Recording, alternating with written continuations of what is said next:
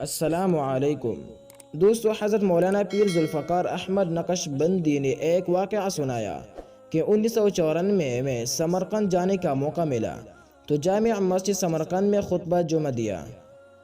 نماز جمعہ کے بعد چند نوجوان میرے پاس آئے اور کہنے لگے، حضرت آپ ہمارے گھر میں تشریف لے چلیے، ہماری والدہ آپ سے ملنا چاہتی ہے۔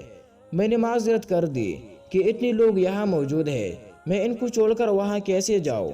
مفتی اعظم سمرقند میرے ساتھ ہی کھڑے تھے، وہ کہنے لگے، حضرت آپ ان کو انکار نہ کریں، میں بھی آپ کے ساتھ چلوں گا، ان کے ہاں جانا ضروری ہے۔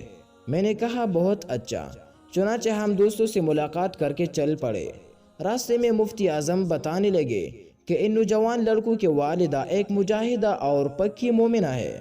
جب کمیونزم کا انقلاب آیا تو اس وقت وہ 20 سال کی نوجوان لڑکی تھی، اس کے بعد 70 سال گزر چکے ہیں، اس طرح اس کی عمر 90 سال ہو چکی ہے۔ اللہ تعالیٰ نے کمیونزم کے دور میں اتنا مضبوط ایمان دیا تھا کہ ادھر دہریت کا سیلاب آیا اور ادھر یہ نوجوان لڑکیوں کو دین پر جمع رہنے کی تبلیغ کرتے تھے، ان سے گھنٹوں بحث کرتے اور ان کو کلمہ پڑھا کر ایمان پہ لے آتے۔ ہم پریشان ہوتے کہ اس نوجوان لڑکی کی جان بھی خطرے میں ہے اور یہ دہری قسم کے فوجی اس کی عزت خراب کر دیں گے اور اسی سولی پر لٹکا دیں گے، لہذا ہم اسے سمجھاتے، بیٹی تو نوجوان العمر ہے، تیری عزت و آبرو اور جان کا معاملہ ہے، اتنا کھل کر لوگوں کو اسلام کی تبلیغ نہ کیا کر۔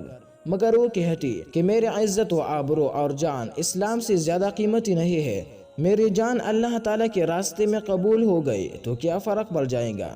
لہٰذا یہ عورتوں کو کھلے عام تبلیغ کرتے رہتی، حتیٰ کہ سینکڑوں کی تعداد میں عورتیں دہریت سے توبہ کر کے دوبارہ مسلمان ہو گئے۔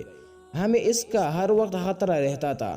سب علماء پریشان تھے کہ پتہ نہیں اس لڑکے کیا بنے گا، پتہ نہیں کون سا دن وہ ہوگا جب اس اصولی پر چڑھا دیا جائے گا اور اس کو سارے لوگوں کے سامنے بے لباس کر کے ذلیل و رسوا کر دیا جائے گا۔ مگر یہ نہ گھبراتی، یہ ان کو دین کی تبلیغ کرتے رہتے، حتیٰ کہ اس نے 70 سال تک دین کی تبلیغ کی اور یہ ہزاروں عورتوں کے ایمان لانے کا سبب بن گئی۔ اب وہ بیمار ہے، بوڑھی ہے اور چارپائی پر لیٹی ہوئی ہے۔ اس عورت کو آپ کے بارے میں کسی نے بتایا کہ پاکستان سے ایک عالم آئے ہیں، اس کا جی چاہا کہ وہ آپ سے گفتگو کر لے، اس لیے میں نے کہا کہ آپ انکار نہ کریں۔ اس عاجز نے جب یہ سنا تو دل میں بہت خوش ہوا کہ وہ ایسے اللہ کی نیک بندی ہے، تو ہم بھی ان سے دعا کروائی۔ جب ہم ان کے گھر پہنچے تو دیکھا کہ صحن میں ان کے چارپائی پڑی ہوئی تھی اور وہ اس پر لیٹے ہوئی تھی۔ لڑکوں نے اس کے اوپر ایک پتلی سی چادر ڈال دی۔ ہم چارپائی سے تقریباً 1 میٹر دور جا کر کھڑے ہو گئے۔ اس عاجز نے جاتے ہی سلام کیا۔ سلام کرنے کے بعد میں نے عرض کیا، اماں ہمارے لیے دعا مانگیے، ہم آپ کی دعائیں لینے کے لیے آپ کی خدمت میں حاضر ہوئی ہے۔ جب میں نے عرض کیا تو انہوں نے چادر کے اندر ہی اپنے ہاتھ اٹھائے اور بوڑھی آواز میں سب سے پہلے یہ دعا مانگی، یا خدا ایمان سلامت رکھنا۔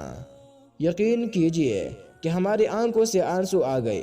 اس دن احساس ہوا کہ ایمان کتنی بڑی نعمت ہے کہ 70 سال تک ایمان پر محنت کرنے والی عورت اب بھی جب دعا مانگتی ہے تو پہلے بات کہتے ہیں، یا خدا ایمان سلامت رکھنا۔